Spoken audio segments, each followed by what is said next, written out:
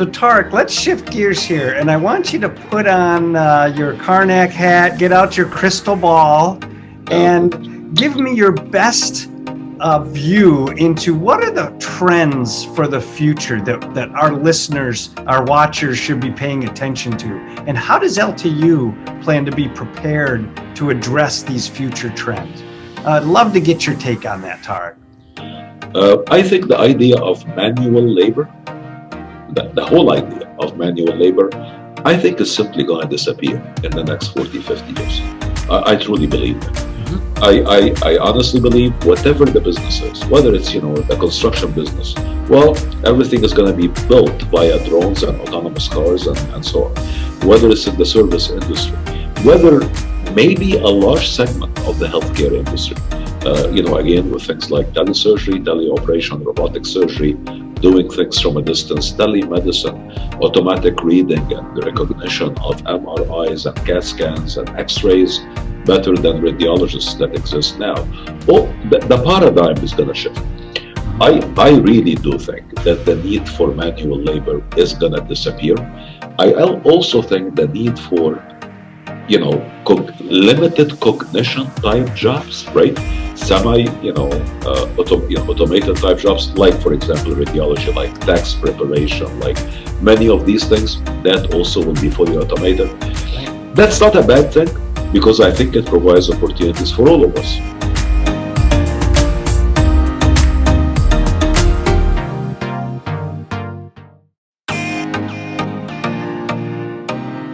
So Tarek, let's shift gears here, and I want you to put on your Karnak hat, get out your crystal ball, and give me your best view into what are the trends for the future that our listeners, our watchers should be paying attention to, and how does LTU plan to be prepared to address these future trends?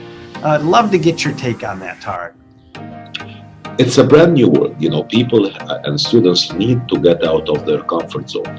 The thresholds between disciplines are simply fast disappearing, right? Engineers need to be very well trained in not only the subject matter or the content that they are supposed to learn, but to how to eventually commercialize that content, how to understand how to get a business off the ground, how to be able to interface with other disciplines to produce services and products that are actually truly impactful.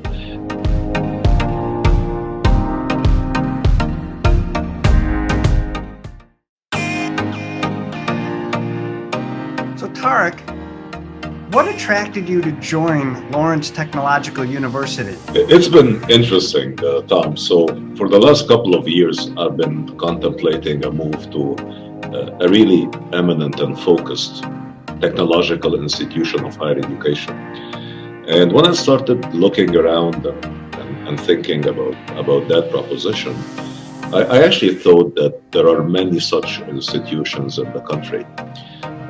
And when I started doing my research, it turns out that all of the US is home to about 6,500 institutions of higher education.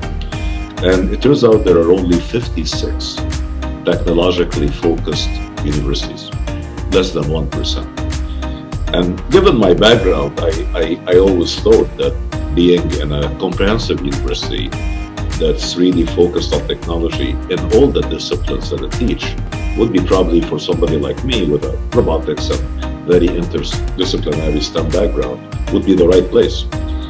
And it turns out that the number of institutions amongst these 56 that actually are comprehensive, meaning they offer all kind of degrees, bachelor's, master's, all the way to a doctoral level, there are only 28 of them in the whole country. And given also my background and the way I like to do business, I didn't think that I was very well prepared or should be working in a public university. And, out of these 28 comprehensive technological doctoral universities, it turns out there are only 13 completely in the US. So LTU is really with a very, very elite company. But what really impressed me are the outcome stuff. I mean, the starting salaries of our students.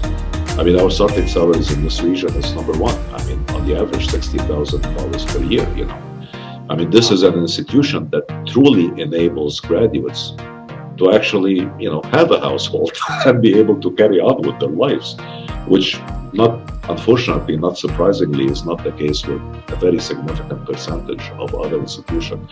That was incredibly impressive, in addition to the technological nature. And the last thing really was the industry relationships, the amazing intimacy, between academia and industry and companies.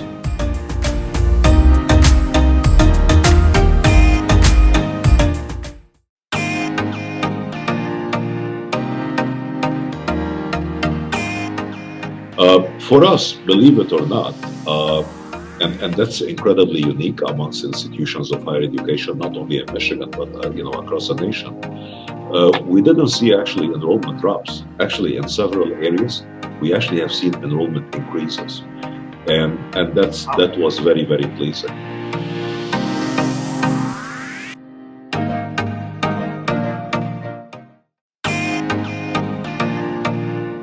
Lawrence Technological University is one of the premier universities in our region. How are you preparing sort of the students and industry for this growing demand for STEM-related jobs? What are you doing in that area? At the end of the day, we're really training students for job titles that don't exist. At the end of the day, every student, no matter what they study, no matter what discipline that they are interested in, by the time they acquire a job, that job will be very technologically focused, whether it's in healthcare and robotic simulations, whether it's in business with analytics and business intelligence and AI applications, whether it's in architecture with robotic involvement in built environments or artificial reality or 3D printing of houses. So we are not only prepared for producing and generating that job of the future, we're trying to reach out way early on when these students are in their early teens, and even in some cases early, to help excite them about these types of career.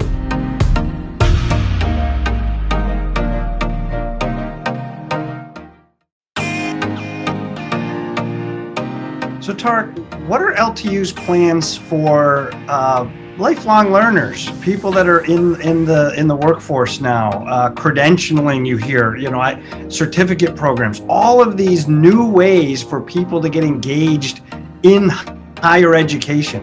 What is LTU doing in those areas? Actually, it's kind of cool that you're asking that question. But your timing is perfect. I'm actually happy to report that 2 weeks ago we hired our new Director of Professional Development and creating the Office of Professional Development. Of course, we've been involved with certifications, workshops, on-site teaching, awarding of credentials other than degrees for a very, very long time with our industry partners.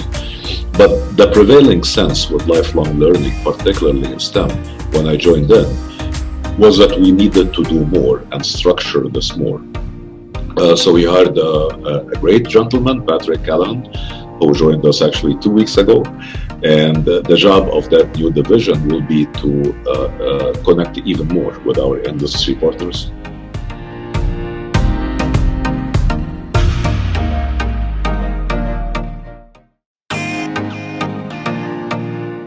How is LTU responding is probably the right word to the needs of industry as we transition through to this rapid advancement in technology? We're seeing it in all industries, everywhere you go. LTU is at the heart of it. How are you responding to what's happening? Great question, Tom. Actually, higher education is notorious for not moving fast enough. Unfortunately, that's the industry.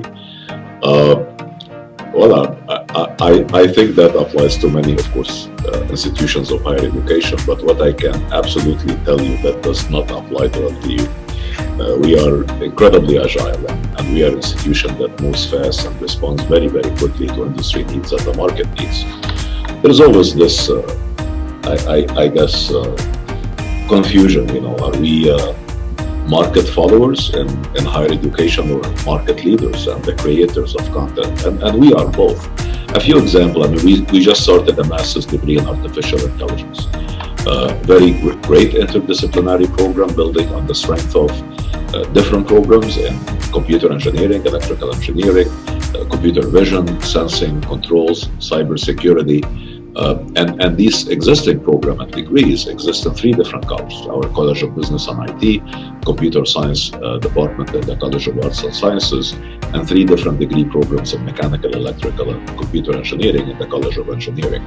Many more instances of such interdisciplinary cutting-edge type of programming being introduced. I can probably go on forever, but one that I'm particularly proud of, two actually, is a bachelor's degree in data sciences that really builds on the strength of our computer science department, our mathematics department, our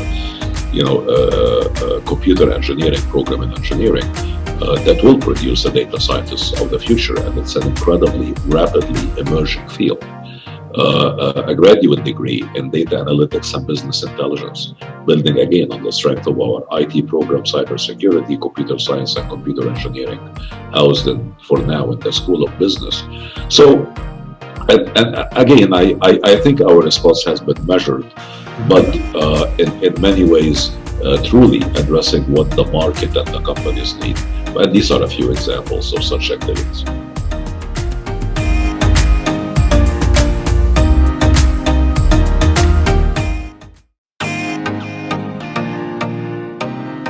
Well, Tarek, elaborate with me some more on what you're doing with Industry 4.0, because as you know, that's Automation Alley's sweet spot. As Michigan's Industry 4.0 Knowledge Center, we try and help industry and academia tell their stories, come together.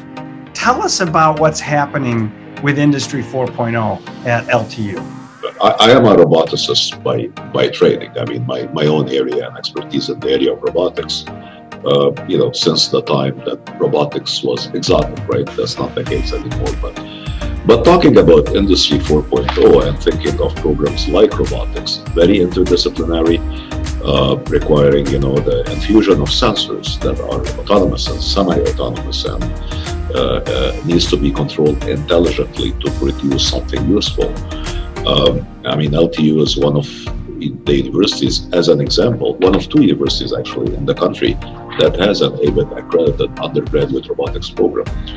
And then the infusion of all of this, these, artificial intelligent, autonomous and tele-autonomous control algorithms and control structures with sensory feedback is happening very rapidly on campus with the introduction of all of these interdisciplinary programs in electrical engineering and mechanical engineering and computer engineering, and more so in areas like computer vision and recognition and sensing and 3D environments building, via different sensing modalities in computer science. We are actually on the cutting edge of interdisciplinary approach.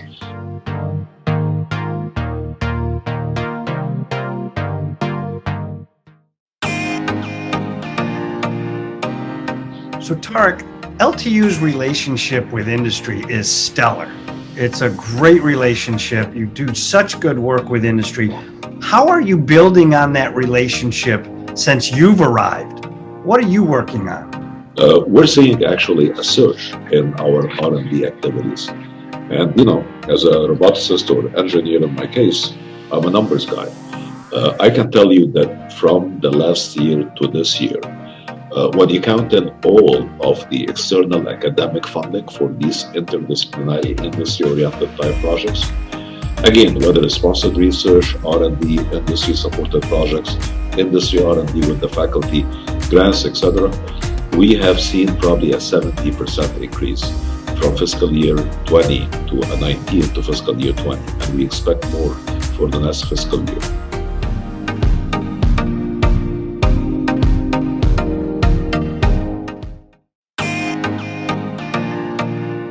So Tarek, can you tell us a little bit more about LTU's focus on research with industry?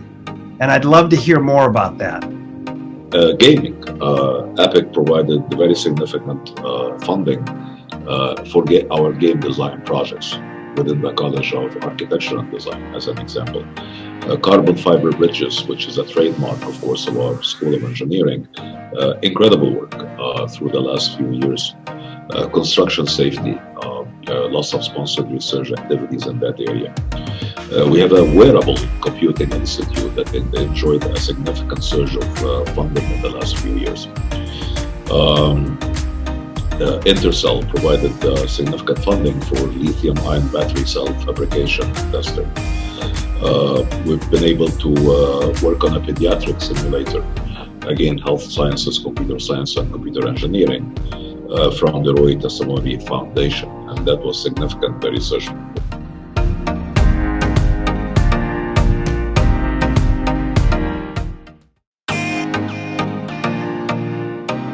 So Tarek, talk to me about what difference Centropolis has made, the Centropolis Accelerator. You know, we're in a great partnership with you on that through Industry 4.0 and some of the money we bring as an investing partner to you to Centropolis.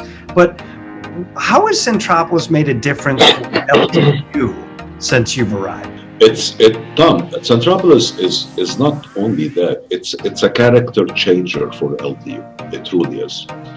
I can't even begin to describe the various aspects. I mean, this truly demonstrated the innovation, creativity, and the entrepreneurial spirit across the campus.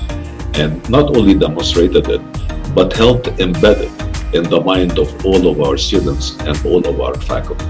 It might sound like a non-tangible what I just said, but really it is. And for our students to be able to, peruse some of these opportunities, with startups and the accelerator, and benefit from the work being there as potential, interns and co-ops and so on, is simply priceless. I really mean that.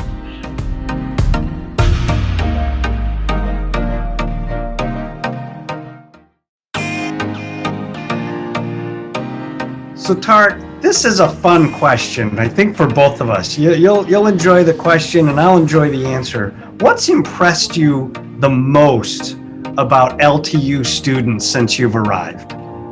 Being in an institution where everybody on campus, including the students, agree on the character, mission, and vision of the university, and really believe that technological advances and infusing our degree programs with technology, regardless of what these students are studying, whether it's healthcare or business or architecture or engineering or what have you, is a new experience for them. Students are very smart, they really are, and they understand the stuff that someone like me preaches about all the time, right? The interdisciplinary jobs of the future that are technologically based, that don't have a title yet, right? Whatever I talk about, who would have thought 10 years ago there would be a job called, autonomous car engineer, or a job called nanotechnologist, or a job called social media marketer 15 years ago, or an analytics specialist, or a virtual game designer. And who knows, what the titles will be in 10 years. But our students actually believe that it doesn't really matter as so long as they are very interdisciplinary trained.